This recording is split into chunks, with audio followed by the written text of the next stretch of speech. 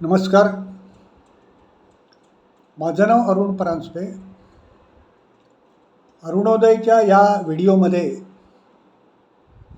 मी आपणासमोर 3 कविता सादर करण्याचा प्रयत्न करणार आहे. पहिली कविता ही स्वर्गीय रतन टाटा यांना श्रद्धांजली वाहण्याकरता आहे. दुसरी आणि तिसरी कविता ही व्हॉट्सअपवर आलेली आहे. त्यांचं योग्य विवरण त्या कविता सादर करताना मी करीन. या तीनही कविता मला व्हॉट्सअपवरच आलेल्या आहेत आणि यांचे कवी कोण आहेत याची मला कल्पना नाही. पण ज्या कोणी या कविता लिहिलेल्या आहेत त्यांना वंदन करून ह्या कविता मी आपल्यासमोर आज सादर करीत आहे.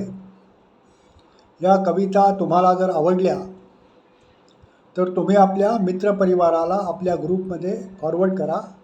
धन्यवाद. नमस्कार.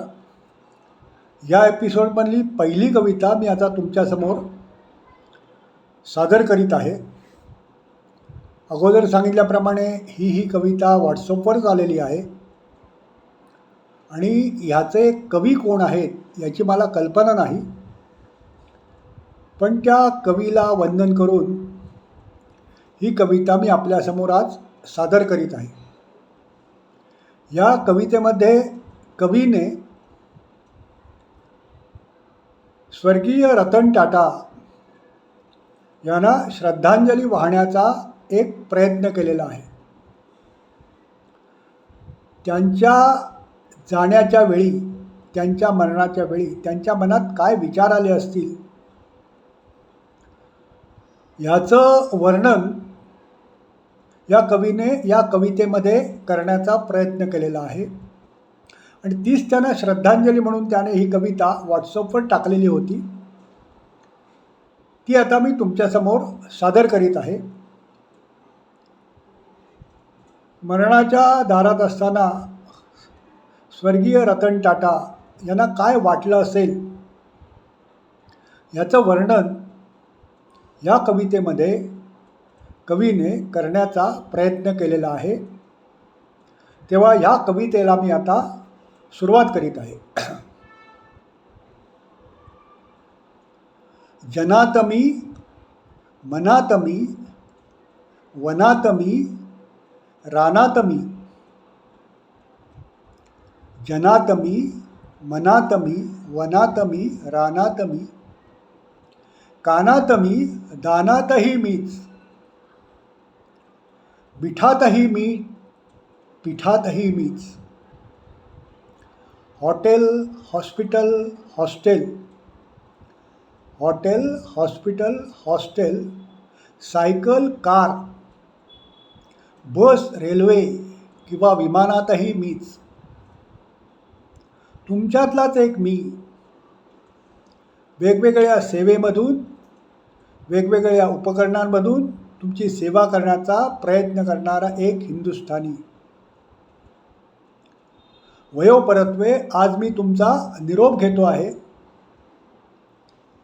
वयोपरत्वे आज मी तुमचा निरोप घेतो आहे. पुन्हा आपण भेटू याच भूमीत.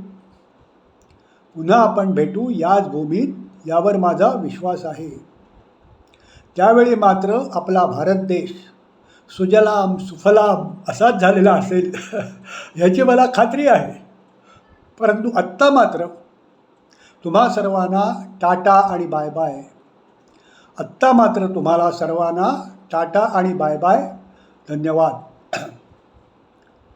ही कविता इथेच संपते. या कवितेमध्ये आपल्या कवीने रतन टाटांना श्रद्धांजली अर्पण करण्याचा प्रयत्न केलेला आहे. त्यामध्ये आपण सर्वजण सहभागी होऊ एवढीच विनंती. धन्यवाद.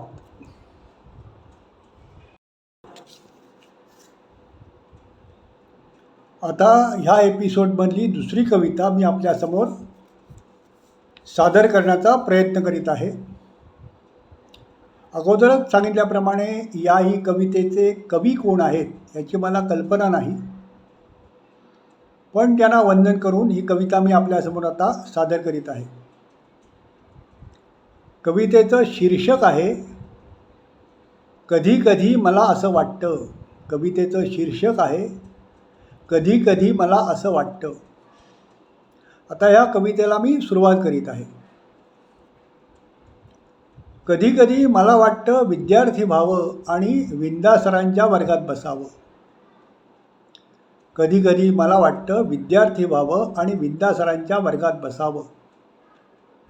कुणाकडून काय घ्यावं हे त्यांच्याकडून शिकावं.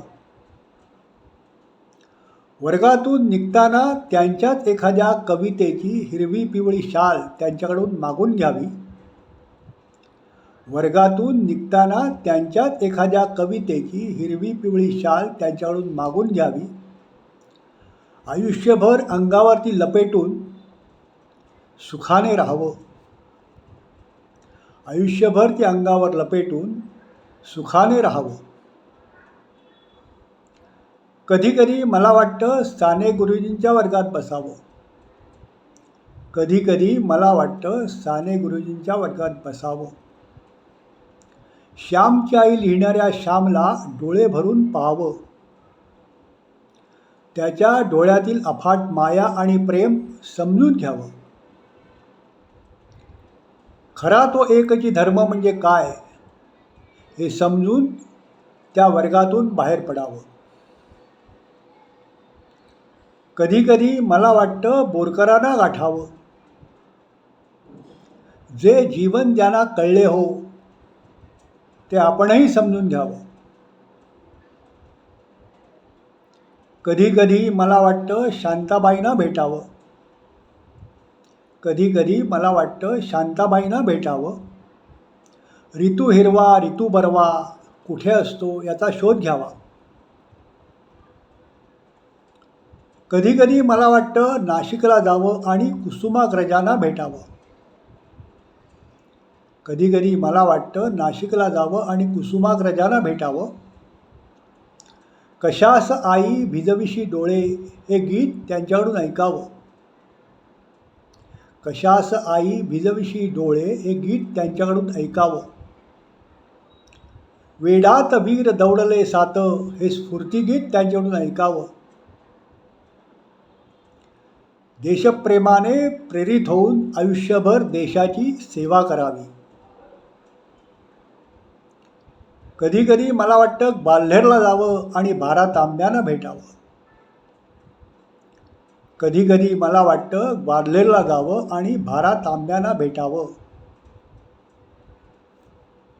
कळा ज्या लागल्या जीवा त्या जीवाला भेटावं. घनतमी राज्य करणाऱ्या शुक्राला बघावं. ते दूध तुझ्या त्या घटातले चा गोडवा अनुभवावा. मावळत्या दिनकराला प्रणाम करावा आणि तिथून बाहेर पडावं. मावळत्या दिनकराला प्रणाम करावा आणि तिथून बाहेर पडावं. कधी कधी मला असं खूप काही वाटत असतं. कवी आणि कविता यांचं प्रेम हृदयात दाटत असतं. कवी आणि कविता यांचं प्रेम हृदयात दाटत असतं. माझ्या मते कवी म्हणजे असतात परमेश्वराचे दूत. माझ्या मते कवी असतात परमेश्वराचे दूत. पण तेच तुमच्याच माझ्यासाठी असतात नक्षत्राचं देणं. पण तेच तुमच्या माझ्यासाठी असतात नक्षत्रांचं देणं. ही दुसरी कविताही इथेच संपते. आता पुढची कविता मी या तिसऱ्या भागात सादर करीत आहे.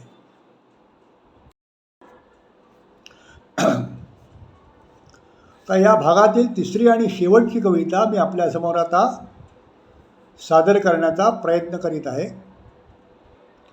ही कविता अशीच व्हॉट्सअपवर आलेली आहे आणि ह्याचा कवी कोण याचीही मला माहिती नाही. मी अगोदर सांगितलेलं आहे. या कवीला वंदन करून आता ही मी कविता आपल्यासमोर सादर करीत आहे. कवितेचं शीर्षक आहे वयाची वृत्तीशी बांधू नका गाठ. कवितेचं शीर्षक आहे वयाची वृत्तीशी बांधू नका गाठ. आता मी या कवितेला सुरुवात करीत आहे. वयाची वृत्तीशी बांधू नका गाठ. We are 60 + 70 + 80 + so what? Abdul Kalam सांगून गेलेत स्वप्न पहा मोठी.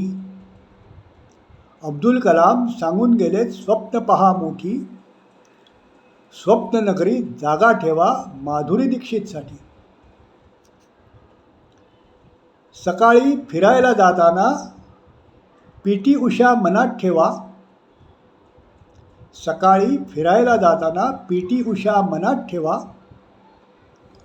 वय विसरून बॅडमिंटन खेळा सिंधूलाही वाटेल हेवा. मनोमनी सचिन होऊन ठोका एखादा षटकार. मनोमनी सचिन होऊन ठोका एखादा षटकार.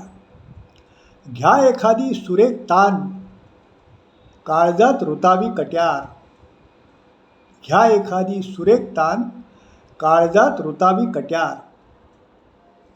मन कधी थकत नसतं, थकतं ते फक्त शरीर असतं. मनात फुलवा बाग बगीचा मनाला बंधन नसतं.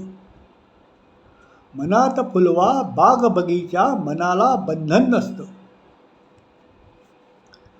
फेस उसळू द्या चैतन्याचा पेला भरू द्या काठोकाठ. फेस उसळू द्या चैतन्याचा पेला भरू द्या काठोकाठ. द्या बंधन झुगारून वयाचे वयाची वृत्तीशी बांधू नका गाठ. द्या बंधन झुगारून वयाचे वयाची वृत्तीशी बांधू नका गाठ. We are 60 + 70 + 80 + so what? ही कविता इथेच संपते. या सर्व कविता जर तुम्हाला आवडल्या असतील तर तुम्ही तुमच्या मित्रपरिवाराला तुमच्या ग्रुपमध्ये फॉरवर्ड करा. धन्यवाद.